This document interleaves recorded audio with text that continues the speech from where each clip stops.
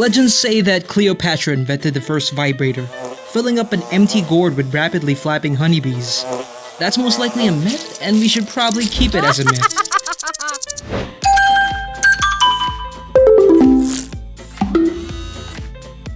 What we know today as vibrators were originally called percussors, or Granville's hammers.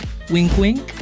Before that, Dr. George Taylor invented a steam-powered vibrator called the manipulator in 1869, but that required coal. With household electricity, British physician Joseph Mortimer Granville came up with something better around the early 1880s. It was originally just for muscle aches, but the inventor eventually tried to disassociate himself with the device when it started to be used against a now generally defunct medical disorder called hysteria or emotional excess.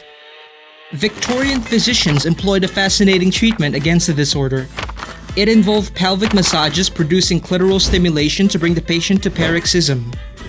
They basically fingered women to orgasm. But a man could only finger a woman for so long before he decided to bring in some help.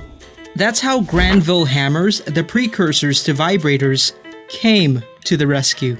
For the next decades, vibrators as adult toys could hide under the guise of medical decorum. But porn in the 1920s began to feature them, eventually removing this veil. It would not begin to pop out again until the 1960s.